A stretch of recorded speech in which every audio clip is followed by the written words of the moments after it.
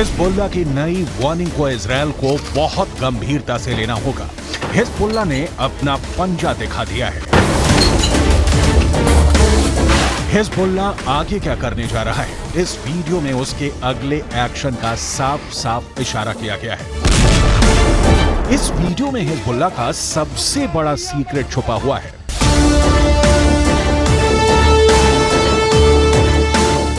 इसे ही हिजबुल्लाह का खूनी पंजा कहा जा रहा है। इस वीडियो में लेबनान के मिलिशिया हिजबुल्लाह की सबसे खतरनाक फोर्स एक्शन में दिखाई दे रही है।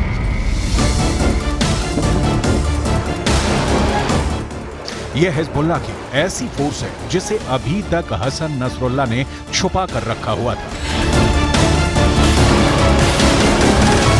लेकिन अब इसका अंडरग्राउंड वाला दरवाजा खुलने जा रहा है। और अगर ये पूरी तरह से खुल गया तो समझ लीजिए कि इजरायल को बचाना अमेरिका के लिए भी मुश्किल हो जाएगा।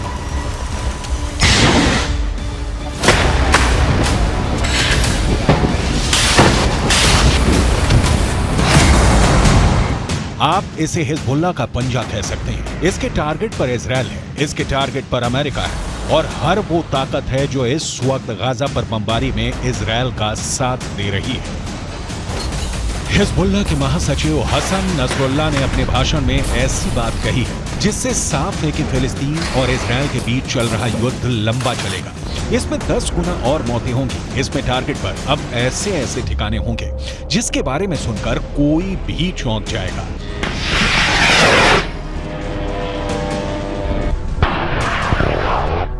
इस वक्त हसन नसरुल्लाह के एक एक शब्द को डिकोड करने की जरूरत है, क्योंकि इस बार हिजबुल्लाह ने ऐसा धमकाया है जिसके टारगेट पर सीधे बेंयामिन नेतन्याहू है।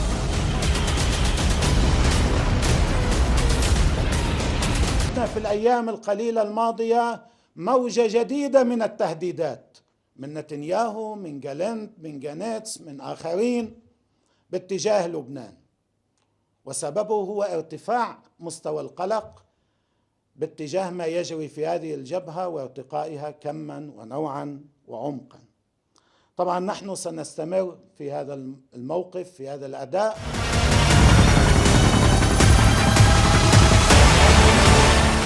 हसन नसरुल्लाह के भाषण के बीच हिजबुल्लाह का नया वीडियो देखकर इजरायल की सेना बहुत ज्यादा हैरान है, क्योंकि हिजबुल्लाह का पंजा अब अमेरिका और इजरायल का खेल बिगाड़ सकता है।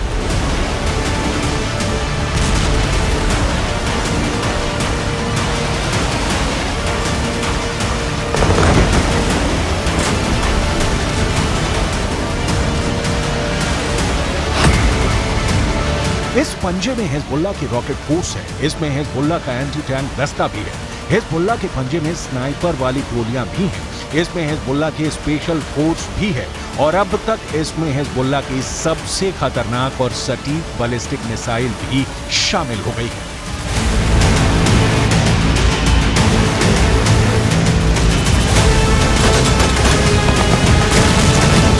ये इशारा हिजबुल्लाह की तरफ से बार बार दिया जा रहा है कि गाजा में बहुत हुआ, अब इजरायल को सबसे बड़ी सजा देने की बारी आ गई है।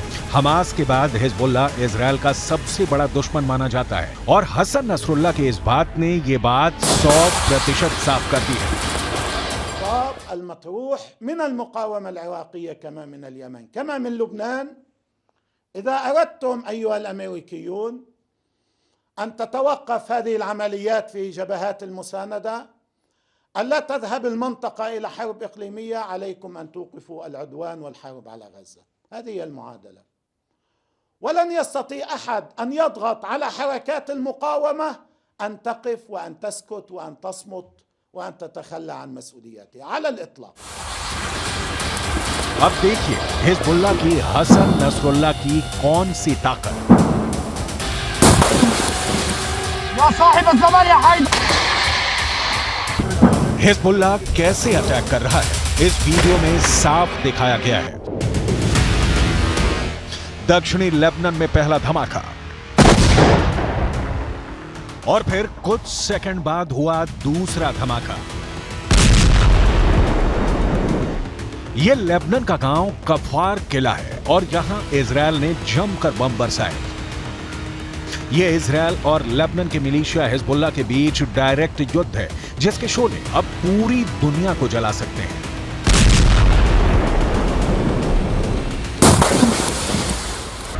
इजराइल और हिजबुल्लाह लड़ाई में हमले दोनों तरफ से हो रहे हैं, रॉकेट दोनों तरफ से दागे जा रहे हैं, तोपखाने दोनों तरफ खुले हुए हैं। लेकिन जब हिजबुल्लाह के ठिकानों पर इजराइल का बम गिरता है तो धमाका बड़ा होता है। हिजबुल्लाह और इजराइल की टक्कर इस वक्त तीसरी स्टेज पर पहुंच गई है। हिजबुल्लाह ने अपना पंजा निकालने का फैसला कर लिया है। इसका मकसद है आर पार का युद्ध। यह अमेरिका के लिए बहुत फिक्र की बात है, क्योंकि इस वक्त अमेरिका नहीं चाहता कि गाजा के अलावा इजराइल किसी दूसरे फ्रंट पर लड़ने के लिए मजबूर हो जाए। ارتقاء في عمل المقاومة في جبهتنا اللبنانية، ارتقاء كمي على مستوى عدد العمليات وحجم الاستهدافات عددها، وأيضا ارتقاء على مستوى نوع السلاح. نحن المرة الأولى في تاريخ المقاومة في لبنان نستخدم المسيرات الهجومية الانقضاضية. فعلوها الإخوة، قاموا بها قبل أيام وقاموا بها بالأمس أيضا. وأيضا على مستوى نوع الصواريخ التي دخلت قبل أيام في المعركة. अब तक गाजा से अलग इजराइल लेबनान बॉर्डर पर जो युद्ध चल रहा था वो धीमा होने की बजाय तेज हो गया है। इस लड़ाई में हिजबुल्लाह के 70 से ज्यादा लड़ाके इजराइल के अटैक में मारे जा चुके हैं, जबकि इजराइल के 9 सैनिक हिजबुल्लाह के हमले में जान गंवा चुके हैं। अब हिजबुल्लाह के महासचिव हसन नसरुल्लाह का नया भाषण इस युद्ध को किस लेवल पर ले जाएगा, इससे लेकर इजराइल के प्रधानमंत्री बेंजामिन नेतन्याहू से लेकर व्हाइट हाउस में बेचैनी बहुत ज्यादा है। इजराइल जवाबी हमले में अब तक हिजबुल्लाह के कई टारगेट को निशाना बना चुका है। नेतन्याहू ने कहा है कि अगर हिजबुल्लाह युद्ध लड़ने का फैसला लेता है तो ये उसकी बहुत बड़ी गलती होगी। الذي يستطيع أن يمنع أن يوقف هذا العدوان هو من يدير هذا العدوان، وهو أمريكا، هي التي تستطيع أن توقف هذا العدوان। हसन नसरुल्लाह का पूरा फोकस इस वक्त गाजा पर है। हिजबुल्लाह ने अब तक जो भी हथियार दिखाए हैं उसका उसने प्रैक्टिकल भी करके दिखा दिया है। लेबनान और इजराइल के बॉर्डर पर इजराइल ने जितने भी सर्विलांस उपकरण लगाए हैं उनको पूरी तरह से तबाह कर दिया है। इन टावर्स को इजराइल ने अरबों रुपए खर्च करके लगाया था। पिछले 15 सालों में उसने लेबनान बॉर्डर पर निगरानी का जितना भी इंतजाम किया उसे हिजबुल्लाह ने एक झटके में खत्म कर दिया। इजराइल का दावा है कि हिजबुल्लाह के पास 1.5 लाख से ज्यादा रॉकेट हैं और इन रॉकेट्स के निशाने पर उसके हाइफा और तेल अवीव जैसे शहर हैं। ये रॉकेट इजराइल पर गिरे तो इजराइल के 2 बड़े शहरों का काम तमाम हो जाएगा।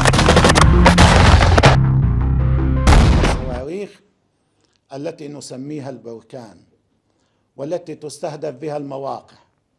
البركان صاروخ زنة المتفجرات الموجودة فيه ما بين 300 كيلو إلى 500 كيلو، يعني نصف طن. لكم أن تتصوروا نصف طن من المتفجرات يقع على رؤوس المواقع الإسرائيلية في المنطقة الأمامية وفي الحدود.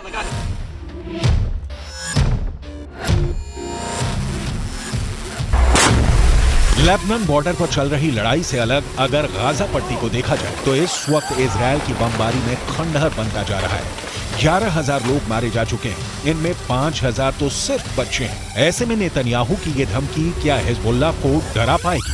क्योंकि नेतन्याहू ने साफ कर दिया है कि युद्ध करना हिजबुल्लाह की जिंदगी की सबसे बड़ी गलती साबित होगी।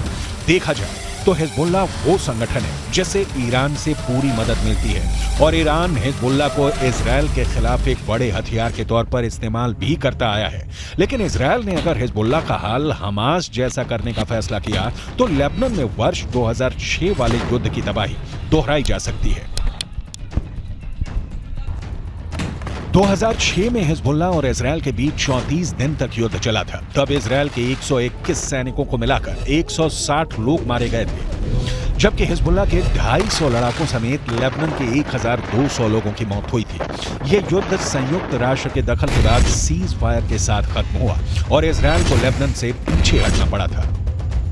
हिजबुल्लाह 2006 में हुए युद्ध को अपनी जीत बता रहा है, लेकिन उसे बड़ा नुकसान भी उठाना पड़ा था। इसीलिए अगर इस बार भी हिजबुल्लाह को नुकसान उठाना पड़ा तो समझ लीजिए ईरान को भी बहुत बड़ा झटका लगेगा। वैसे नेतन्याहू भी यही चाहते हैं, लेकिन उनकी ये ख्वाहिश अब पश्चिम एशिया को बारूद के ढेर पर बैठा चुकी है। गाजा में जिस तरह की बमबारी हो रही है उसने पूरी दुनिया को जैसे सबसे मिला दिया है।